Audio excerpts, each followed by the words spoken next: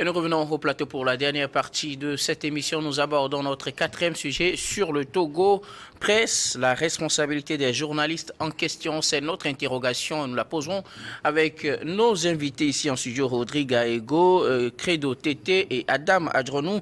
De plus en plus, les médias sont attendus sur des dossiers brûlants. Les journalistes togolais, et d'ailleurs, est appelé à s'exprimer sur certains sujets. Mais qu'attend-on réellement du journaliste? Quelles sont ses limites? Quelles sont les limites donc de son pouvoir? Dans quelles conditions doit-il exercer ce pouvoir-là? Qui protège le journaliste de façon générale? Et donc nous en parlons avec vous, chers confrères, avec cette question principale. Quelle est la responsabilité du journaliste? Je commence par vous, Adam. En tout cas, vous nous faites retourner pratiquement au cours de journalisme. Hein? Ah oui, parce qu'il faudrait aussi que les téléspectateurs le sachent, puisque comme je le disais, ils nous interpellent généralement sur plusieurs sujets. Mais avons-nous la liberté de dire n'importe quoi parce qu'on nous dit de nous exprimer, ou comment? Quelles sont les responsabilités qui sont les nôtres et quelles sont nos limites? Vous savez, c'est une question essentielle, existentielle, dans la mesure où nous n'avons pas l'habitude de parler de nous. Peut-être lors de la journée internationale de la liberté de presse, on en parle un peu, mais nous nous occupons plus des autres que nous. Donc la question telle que posée, moi je trouve que il est très important que nous-mêmes nous puissions revisiter en tout cas la pratique de la profession comme on essaie un peu de la poser aujourd'hui. Vous savez, avec l'émergence des nouveaux médias ou des médias alternatifs, comme nous avons l'habitude de le dire, il y a eu pratiquement une confusion en ce qui concerne donc la pratique de la profession journaliste et comparé avec cette question des nouveaux médias ou des médias alternatifs. Mais ce qu'il faut relever, c'est que, en tout cas, un journaliste est d'abord professionnel, n'est pas quand même à comparer avec l'acteur des réseaux sociaux. Mais il faut comprendre également que lorsque nous prenons la communication publique, aujourd'hui, personne ne peut me dire le contraire. On a en tout cas besoin de ces médias alternatifs pour réellement atteindre ces objectifs en ce qui concerne donc la communication publique, ce qui n'est pas à confondre donc avec la profession du journaliste, qui nécessite en réalité plus davantage la question des faits. C'est en réalité cela, mais ça, je pense que le législateur lui-même en fait en sorte que lorsque vous pouvez être journaliste, mais lorsque vous essayez de pouvoir donc pouvoir utiliser de toutes les façons aujourd'hui, vous ne pouvez plus faire votre profession de journaliste en mettant de côté, en tout cas, les médias alternatifs. Parce que nous avons besoin également de l'audience. Et qui parle de l'audience a besoin également des auditeurs ou bien, en tout cas, d'une opinion qui vous lise. Si vous écrivez justement pour ne pas être lu, je pense qu'on ne l'appelle pas journaliste. Chaque journaliste veut véritablement, lorsqu'il pose sa plume, qu'il soit donc lu. Étant donné que nous sommes dans l'ère du temps, il y a nécessité de pouvoir solliciter donc ces médias alternatifs pour véritablement donc se faire davantage lié par donc l'opinion. C'est en cela, je pense que lorsque nous prenons notre code de la presse qui pose cette question d'éthique et de la déontologie, qui est un peu notre code pénal, ce que le code pénal est pour l'acteur de justice, notamment l'avocat ou le magistrat, c'est ce que, je pense que ce code d'éthique et de déontologie est pour le journaliste. Mais pour la plupart du temps, je ne crois pas que nous avons toujours recours à tous les passerelles concernant donc ce code de déontologie de la pratique dans l'exercice de la profession, surtout dans l'écriture de certains sujets, surtout lorsque nous prenons les analyses, puisque en tout cas, nous qui sommes essentiellement sur la presse écrite, nous intervenons beaucoup plus sur des analyses, mais en oubliant pour la plupart du temps ces aspects-là. Et donc je pense que je ne vais pas quand même citer ce que le législateur dit dans ce code de la presse, comme je l'ai dit, mais je pense qu'il est très essentiel que nous également, sans quand même se faire confondre avec l'acteur du métier alternatif, qui également aujourd'hui se croit être journaliste, mais qui sont dans une zone qui sont dans une zone libre où pratiquement il n'y a pas de test qui contrôle entre guillemets, parce que ce n'est pas dans tous les pays. Oui, j'ai vu, nous prenons par exemple la Côte d'Ivoire, même notre pays. Les tests le registre si bien, mais pour la plupart étant à partir du moment où il n'y a pas eu une application directe concernant donc ces médias sociaux-là, il est très difficile qu'on puisse donc la comptabiliser, disons, étant donné dans des acteurs qui peuvent être sanctionnés. Il faudrait quand même qu'il y ait des sujets qui vous poussent dans cet aspect-là. Mais la Côte d'Ivoire a beaucoup avancé. Et lorsque vous le prenez, vous constaterez véritablement que ce n'est pas autant une zone aussi libre que nous le pensons. C'est en cela même qu'il faudrait véritablement donc accentuer en réalité, disons, la sensibilisation pour que tous ces acteurs-là puissent comprendre qu'en réalité, aujourd'hui, étant donné que ces aspects-là sont pris en compte dans la diffusion, dans le traitement également de l'information, et sur quoi nous également, journalistes, comme je l'ai dit tantôt, nous ne nous mettrons pas à l'écart de ces médias alternatifs-là dans nos publications. Mais lorsque vous ne passez pas par un canal qui est donc... et notamment la presse, la télévision, etc. Nous avons tous besoin de ces canaux-là et que vous publiez, donc vous êtes également, que ce soit dans l'un ou l'autre cas de figure, mais vous êtes beaucoup davantage plus protégés lorsque vous passez par ces canaux-là, puisqu'il y a une loi qui les régit, plus protégés que lorsque vous êtes sur les réseaux sociaux. Alors, quelle est la responsabilité première du journaliste? Dire ce qu'il pense, amener les gens à penser la même chose, parce que généralement, les gens sont confrontés à cette diversité de pensées. Vous êtes tous trois des journalistes, mais vous n'avez pas toujours eu la même position sur les sujets que nous avons abordés. Quelle est réellement la responsabilité du journaliste? Oui, un jour, il m'est revenu, et je pense que c'est un acteur qui me posait la question de savoir, en réalité, nous avons toute une diversité d'opinions qui sont exprimées sur un sujet donné, laquelle il faudrait donc prendre comme réalité. Ouais. En réalité, la question ne se pose pas. Je pense que le journaliste, il a sa ligne éditoriale. Il y a un sujet qui se présente en réalité, vous avez quand même votre angle de traitement, et l'angle de traitement du sujet, peu importe. Parce que vous annoncez le sujet, mais vous faites les analyses. Cela ne veut pas pour autant dire... En tout cas, ce n'est pas trop différent vraiment donc, de nos regards sur les sujets. Par exemple, lorsque nous venons débattre sur Niwa, par exemple, vous analysez, mais le sujet est là. Tout le monde sait, mais vous choisissez par rapport à votre angle de traitement. L'orientation est choisie par rapport à la ligne éditoriale donc, du journal. Mais lorsque vous les réunissez tous, vous comprendrez véritablement que non seulement vous avez appris, mais également vous avez une opinion qu'il faut se faire sur les angles de traitement liés donc, à cette question de ligne éditoriale. Credo TT, aujourd'hui, le journaliste est largement interpellé sur les sujets un peu partout. Nous sommes interpellés, nous aussi. Nous faisons notre part dans cette émission, mais en quoi consiste réellement la responsabilité du journaliste dans la société? Oui, merci Guillaume, mais avant de répondre à cette question, je voudrais exprimer une pensée positive à nos confrères Loïc Lawson et Anani Soso qui sont aujourd'hui en difficulté dans l'exercice de leur profession. Que cette pensée positive puisse soulager leur peine. Maintenant, avant de parler de la responsabilité du journaliste, il faudrait qu'on puisse insister sur le rôle du journaliste. Quel est le rôle du journaliste? On nous a appris que c'est informer, éduquer et dans une certaine mesure divertir. Donc ça, c'est les trois fonctions qui constituent le rôle du journaliste. Informer, éduquer, divertir.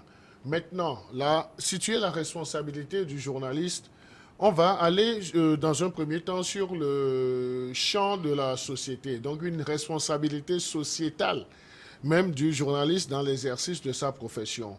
Lorsqu'on nous parle de l'information, jouer le rôle d'informateur, donc c'est que le journaliste, dans un premier temps, recueille les informations, passe à des recoupements de ces informations et vérifie la véracité des faits avant toute publication. Donc, dans ce volet, il y a la notion déjà de sa responsabilité, de sa part de responsabilité. Parce que le journaliste que nous sommes normalement des lumières pour les colonnes.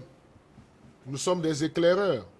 Et lorsque je mets ma responsabilité dans la balance, c'est que je ne peux pas me permettre de servir du n'importe quoi ou quoi comme information à ceux qui me suivent, à ceux qui me lisent, à ceux qui m'écoutent sur les médias. Donc c'est que j'ai l'obligation de servir une information de qualité. Donc il y a déjà ma responsabilité à ce niveau.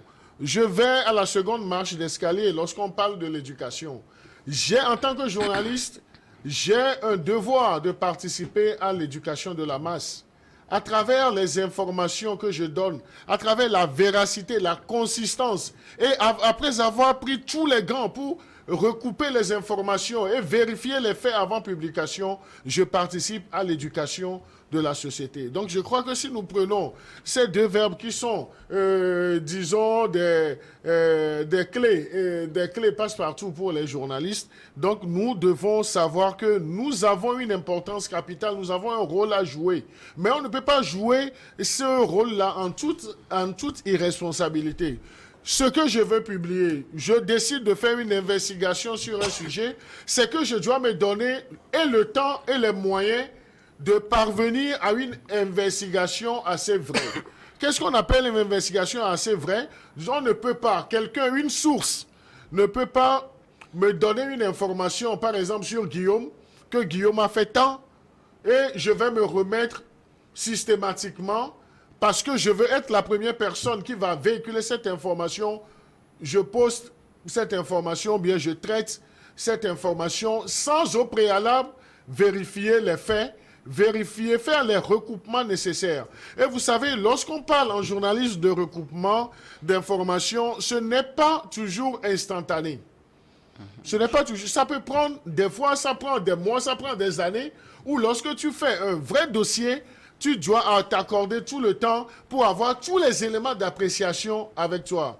Et lorsque nous sommes confrontés dans les réalisations de dossiers, lorsque vous allez prendre un échantillon de 10 personnes à interviewer ou bien à approcher, apprêtez-vous que vous aurez peut-être 10 opinions, 10 approches différentes de la situation.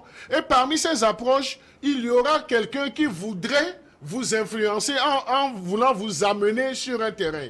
Donc c'est là où on dit le journaliste est responsable de ses écrits. Tu dois savoir là où tu veux aller et également confronter, peser toutes les informations et faire tous les recoupements nécessaires. Si on me dit aujourd'hui que mon cher aîné Rodrigue a fait ci, je prends l'information brute.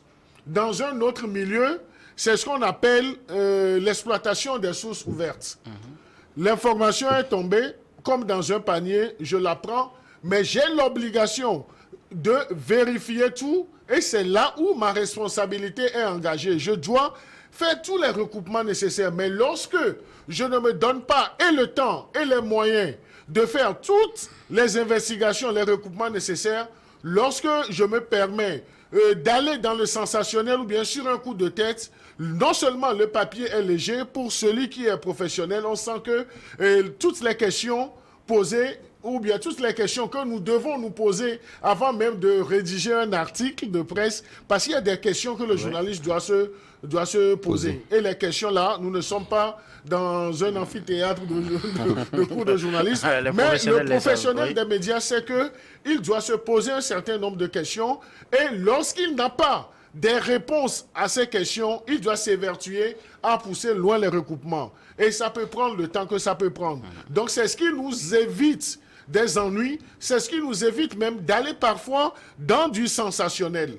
Mais disons en vérité que nous avons une lourde responsabilité envers nous-mêmes, parce que si nous voulons qu'on nous prenne au sérieux, nous devons faire notre travail comme cela se doit, donner des informations, non seulement de qualité, mais des informations qui soient, lorsqu'on nous interpelle, qu'on puisse dire qu'on l'a interpellé, il a les preuves de ses allégations. Alors, au-delà de tout ça, on a une grande responsabilité envers nous-mêmes, envers notre société, mais qui nous protège finalement? Parce que des fois, c'est la loi du plus fort. Qui nous protège? Qui protège le journaliste? Non, je crois que le journaliste qui se donne tous les outils de son travail s'auto-protège dans un premier temps. Et vous voyez, sous d'autres cieux, moi j'ai toujours mal. J'ai mal pour la presse togolaise, parce que les acquis que nous avons eus au temps des Yadema, pour aller à la dépénalisation des délits de presse, nous avons perdu ces acquis. Nous avons perdu ces acquis en ce sens que, journalistes que nous sommes beaucoup plus exposés aujourd'hui. Nous sommes exposés aujourd'hui. Mais comment est-ce que nous sommes arrivés à cette situation? Nous avons également notre part de responsabilité. Parce qu'à un certain moment, en tant que journalistes, nous avons failli, nous avons prêté le flanc et le législateur a profité pour nous rentrer dedans. Et c'est la situation que nous vivons aujourd'hui. C'est une triste réalité, mais nous devons nous dire la vérité. On ne doit pas penser que c'est le législateur qui nous a fait du mal, ou bien c'est le pouvoir public. Mais qu'est-ce que nous avons fait pour ne pas arriver à cette situation? Il y a un certain temps, je me rappelle, pour aller même négocier la dépénalisation des délits de presse, au temps du père de la nation, j'étais le plus jeune de la délégation. Et la délégation de la presse privée en ce moment était conduite par notre aîné Daniel Lawson-Drake, qui était en ce moment secrétaire général de l'UGIT. On t'appelle, on te dit, le chef de l'État veut te voir. Dans un premier temps, le premier réflexe, est-ce que je prends pas Hila Kondi ou bien je prends pas Aflaou le temps d'avoir toutes les informations? Mais faisant avec la passion qui nous animait, l'amour de la profession, nous étions allés. Et en ce moment-là, il y avait des pontes du régime. Les Nachaba, les Barquets qui étaient à côté, les Pitang Tchala, et c'était autant, je ne sais pas si Rodrigue se rappelle, c'était autant de M. Kofi Sama comme Premier ministre. Mais nous avions pu arracher des choses jusqu'à ce qu'on ait cette dépénalisation des délits de presse. Mais aujourd'hui, est-ce qu'on peut dire que nous avons toujours cette dépénalisation?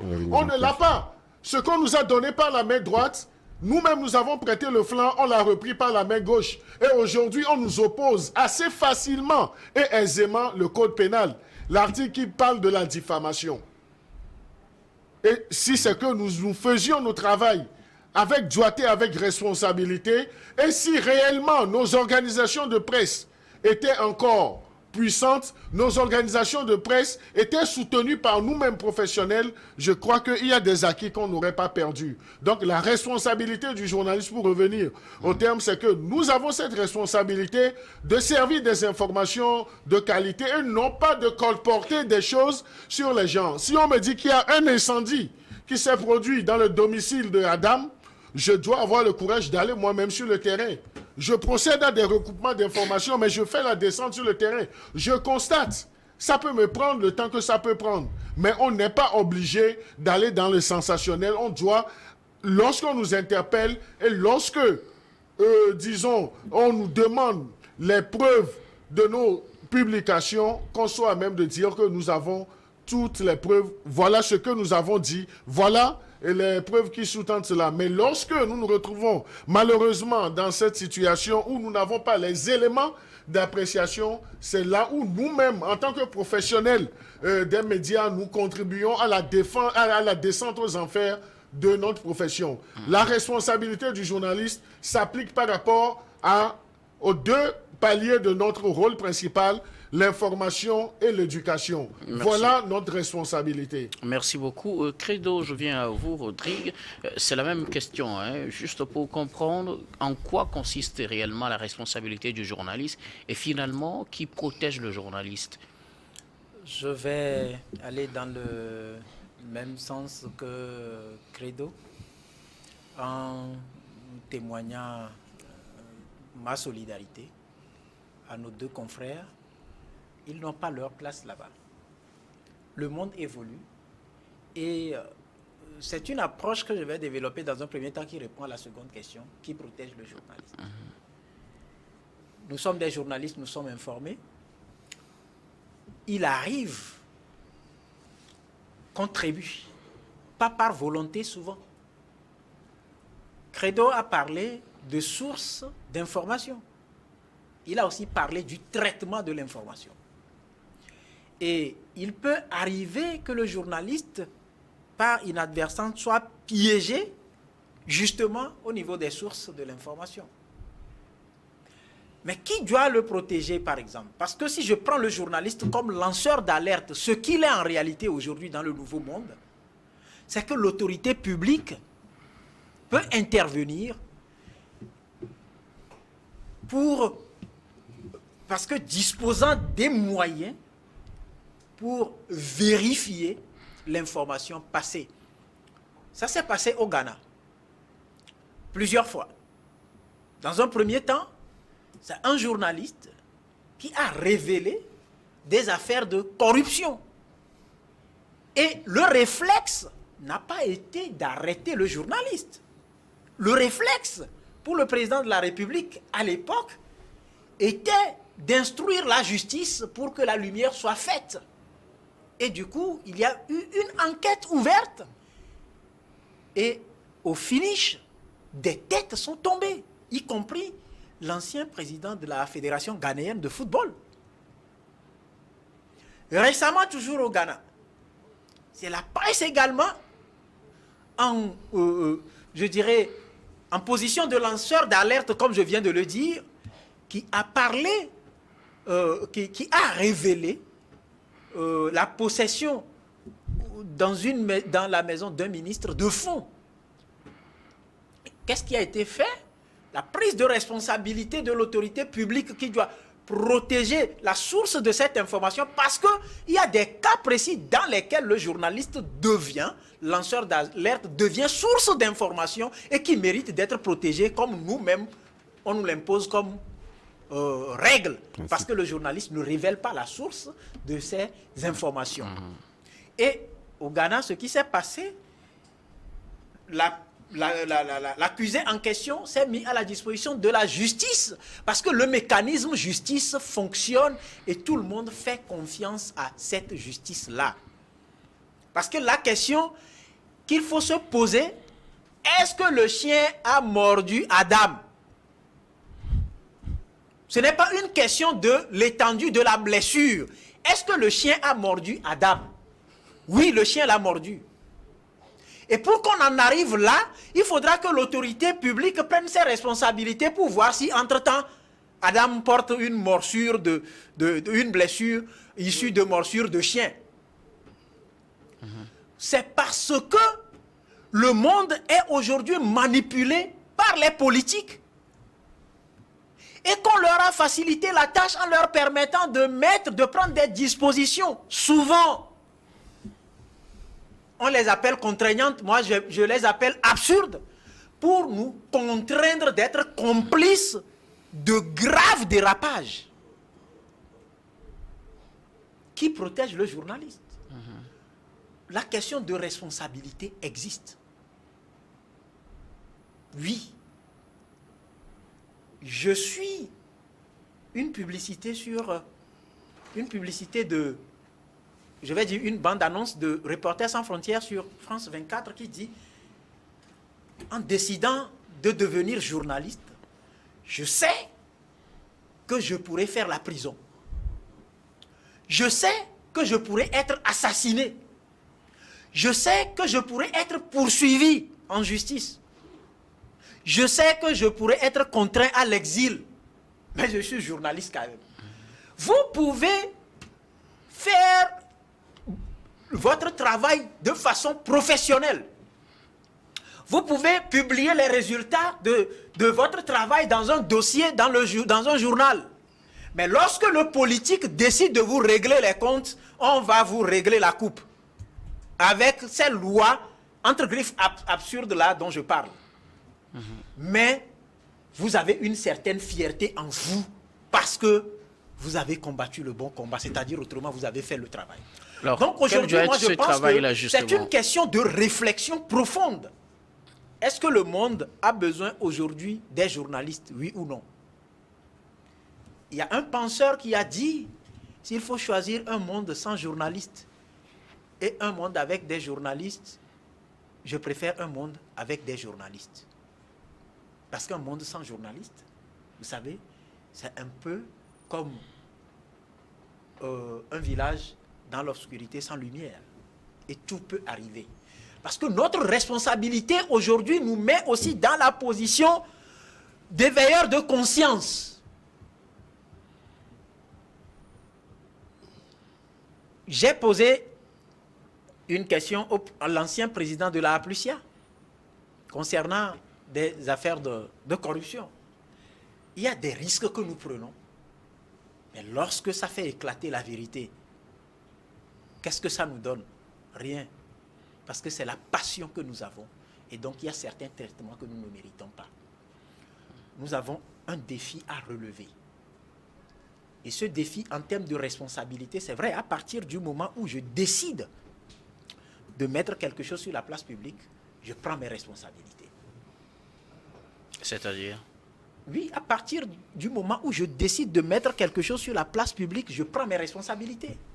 Que je sois journaliste, que je sois président de la République, que je sois Premier ministre, que je sois président de l'Assemblée nationale ou qui que je suis, nous avons tous besoin de responsabilité. Il n'y a pas que le journaliste qui soit appelé à la notion de responsabilité. Lorsque vous décidez vous-même de déféquer en pleine rue, c'est-à-dire lorsque vous voulez frotter à la vie publique, vous ne devez pas avoir peur des mouches qui vont venir vous envahir tout simplement parce qu'entre-temps, vous êtes en train de laisser quelque chose qui mérite d'être apprécié par ces insectes-là. Je parle un peu en parabole, mais je sais de quoi je parle. Mais non, ceux qui suivent rapidement, savent puisque de quoi nous parlons également. le temps est contre nous. Rapidement, dites-moi en quoi doit consister la responsabilité du journaliste, parce que vous avez répondu à la partie qui protège le journaliste, mais en quoi doit consister la responsabilité aussi du journaliste? La responsabilité du journaliste, comme je viens de le dire, à partir du moment où je décide de porter quelque chose sur la place publique, ma responsabilité est engagée. Parce que je suis l'auteur. Vous allez voir qu'aujourd'hui, dans le nouveau monde, il y a des gens, par peur de subir la pression et la répression que nous, journalistes, subissons aujourd'hui, deviennent des écrivains et décrivent parfaitement des scènes. Mais ils ne sont pas poursuivis. Est-ce que... Ils le font dans des livres, vous voulez dire? Ah oui, bien sûr. Ok. Si, est-ce que je mens? Il y en a qui le font dans des poèmes. Il y en a qui en font des pièces théâtrales. Ce qui veut dire que nous sommes des artistes, pour chuter. Je suis artiste comme l'artiste de la chanson, qui révèle aussi des faits de société qui nous empêchent de vivre en cohésion sociale et dans la paix. Je suis artiste et je mérite d'être protégé comme l'autre artiste qui a aussi sa responsabilité engagée à partir de sa chanson ou de son art. Merci beaucoup à vous. Je crois que les réactions sont nombreuses. On va faire un dernier tour de table. Vous profitez pour faire vos mots de fin également. Donc, nous allons conclure ensemble avec vous. Je commence avec vous, Adam. Oui, vous savez, en réalité, je pense que l'essentiel que l'on doit retenir, c'est en réalité que les principes et les règles de la pratique de la profession soient connus et pratiqués par les acteurs. Tout à l'heure, Rodrigue, c'est pas pour autant évident. C'est pas évident pour la simple et bonne raison. Je vais vous donner un exemple. Je me rappelle, c'est le juge Sonvi qui l'a dit lors d'une conférence publique que, en réalité, pour un peu contredire ce qu'il disait en ce qui concerne, en réalité, c'est la chaise alerte là que nous sommes en publiant des choses et que pour caricaturer un peu, le gouvernement ghanéen prenait en compte. Donc, vous allez voir que la plupart du temps, lorsqu'il était là, donc, ils ont essayé les publications, ils essaient de suivre ces pistes-là, et pour la plupart du temps, ils perdent de l'argent, ils perdent du temps, et ça n'aboutit à rien. Ils sont obligés eux-mêmes de pouvoir donc mener les enquêtes dans plusieurs dossiers. Donc, vous convenez, lorsqu'un magistrat vous dit ça, ça vous a dit quelque chose. Je vais vous donner un exemple. J'ai écrit un article la fois dernière après le procès que nous avons suivi récemment concernant donc, le procès Madjulba, où pratiquement je disais les accusés, hein, puisque la presse faisait partie des accusés, la prépondérance de la presse dans les accusations, la presse, l'absent le plus présent. Vous allez voir que ce soit au niveau des victimes, que ce soit au niveau des avocats de la défense, que ce soit au niveau des avocats des victimes, que ce soit au niveau des magistrats, la presse était prépondérante dans ces questions-là. Vous allez dire que quoi? Tous ces acteurs-là ont pris des pistes que la presse avait annoncées et pour finir, ça n'aboutit à rien. Et le parquet même militaire a su véritablement faire en sorte que cela a été pris en compte, mais ça n'a abouti à rien. Donc, quelque part, notre responsabilité est engagée en ce fait que il faudrait, pourquoi je disais qu'il faudrait que la pratique de la profession suivant dans ces règles soit connue et appliquée par tous. Là, véritablement, lorsqu'on prend ces pistes-là, on sait qu'il y a un travail minutieux qui a été fait et par conséquent, on peut donc prodiguer donc ce travail-là pour amener des enquêtes et interpeller des gens. À partir du moment où cela n'existe pas, voilà pourquoi je m'accorde avec M. Credo qui disait tantôt que c'est nous-mêmes qui faisons en sorte que nos équipes ne sont pas prises en compte et je suis d'accord avec lui. Merci beaucoup à vous, Adam Adjrono. Vous êtes journaliste, directeur de publication du journal Vision d'Afrique. Merci d'avoir répondu à notre invitation. Je suis dans le mot de fin. Je sais que le temps ne nous a pas suffi. Effectivement. Adam n'a pas eu le temps d'aller au bout de sa logique quand il citait le juge Rombi que je salue au passage. Je n'ai pas voulu faire le perroquet en allant dans le développement de Credo parce qu'il a dit tout. Je n'ai pas repris les règles. Et je n'ai jamais dit que le journaliste ne doit pas être professionnel. Je l'ai l'ai clamé ici.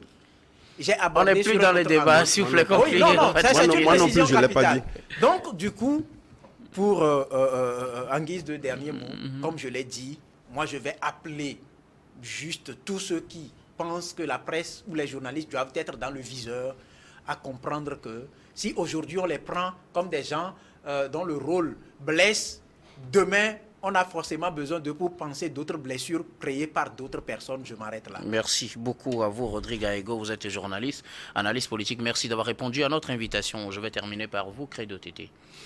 Oui, je voudrais terminer en disant le monde a besoin de journalistes responsables, de journalistes qui savent mettre l'éthique et la déontologie de la profession en exercice. La qualité de nos informations ne fera que notre honneur, notre image, et ne fera que contribuer au développement de la société. Si nous avons des doutes sur des informations, rien ne nous pousse à les publier telles quelles. Prenons le temps de faire tous les recoupements nécessaires. Toujours, j'insiste sur cette pensée positive à nos confrères aujourd'hui en difficulté, et nous espérons que nos prières, que j'assimile à nos réflexions ici sur le plateau, pourront les soulager et leur permettront de se reprendre. La presse togolaise a besoin d'aller de l'avant. Tous les acteurs doivent s'impliquer et soutenons également nos responsables d'organisation de presse. Ce n'est pas facile d'être responsable d'organisation de presse au Togo. Je l'ai été pendant près de 10 ans. Et tu sais de quoi Je ça va, sais quelque de chose. quoi je parle et je sais que nos responsables actuels ne vont pas dormir du moment où nos confrères sont entre quatre murs. Donc Merci. vivement qu'une solution soit rapidement trouvée. Et la dernière pensée, que New World soit également responsable envers ces journalistes, que New World arrive à mettre ces journalistes dans de très bonnes conditions. Nous vous souhaitons tout le meilleur et nous allons construire la presse togolaise ensemble. Merci beaucoup à vous. Credo Tété, vous êtes également journaliste au journal Le Médium. Merci d'avoir répondu à notre C'est invitation. moi. Merci également à vous, très chers téléspectateurs, de nous avoir suivis. C'est la fin de ce numéro de Regard Croisé de ce programme du soir. Merci de l'avoir suivi. Je vous retrouve demain avec le même plaisir pour un autre numéro.